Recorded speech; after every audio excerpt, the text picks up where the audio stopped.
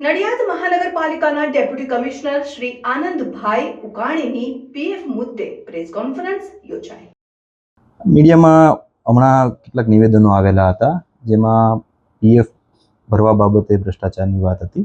એ બાબતે હું સ્પષ્ટતા કરતા જણાવું કે ભૂતકાળમાં નગરપાલિકા દ્વારા કર્મચારીઓના પગારમાંથી કોઈ કપાત કરવામાં નહોતી આવી, એટલે ભ્રષ્ટાચાર થયો છે એવું આપણે ના કહી શકાય. એટલે જે કર્મચારીઓનું પીએફ ભરવાનું બાકી છે એની કાર્યવાહી ચાલુમાં છે અને પોઝિટિવલી જ મહાનગરપાલિકા આ બાબતે જોઈ રહી છે. કેટલા કર્મચારીઓનું સાહેબ પીએફ બાકી છે ભરવાનું? એક્ઝેક્ટ આંકડો તો મારી પાસે અત્યારે હાલમાં નથી. એ એક્સરસાઇઝ આખી ચાલુમાં છે. કેટલા સમયગાળાથી પીએફ બાકી હતું ભરવાનું? અંદાજે 2011થી લગભગ બાકી છે અને હાલમાં એક સરકારની યોજના પણ આવેલી છે 2017થી 2025 સુધીની. અમે એમાં પણ લાભ લેવાનો એક તક એક્સપ્લોર કરી રહ્યા છીએ. સાહેબ, જે અત્યારે રિટાયર થઈ ગયા છે તે લોકોને કેવી રીતે ચૂકવણું કરવામાં આવશે? રિટાયર થઈ ગયેલા કર્મચારીઓ જે છે એના બાબતે એકવાર ઈપીએફઓના કર્મચારીઓ સાથે ટાઈઅપમાં રહીને એ બાબતે શું કરી શકાય છે એ અમે એમની સાથે એકવાર ચર્ચા કરી લઈશું. અત્યાર સુધીમાં કેટલા રૂપિયાનું પીએફ બાકી છે સાહેબ? એ ટોટલ આંકડો આપણે આવે ત્યારે જ પછી કહી શકાશે.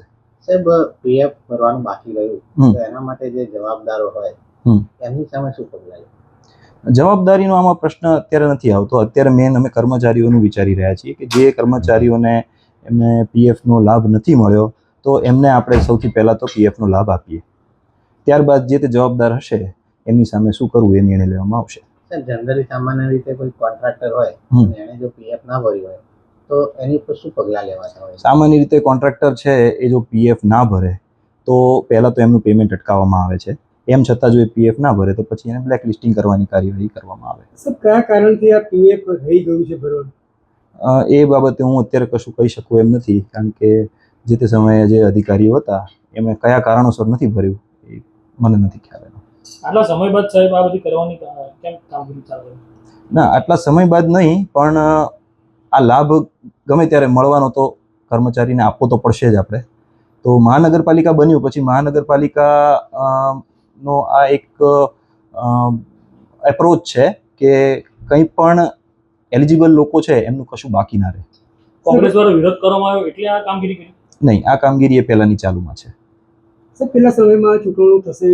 સમયગાળો એક્ઝેક્ટ કહેવો મુશ્કેલ છે અત્યારે, કારણ કે જૂનું રેકોર્ડ છે, ઘણું બધું ફાઇલ્સ પણ આપણે જોવી પડતી હોય છે. તમારા ધ્યાનમાં આવ્યું છે અત્યાર સુધીમાં કેટલાય પેન્શનરો અને કર્મચારીઓ જે બાકી પડતા જે આ છે તેના માટે વંચિત છે?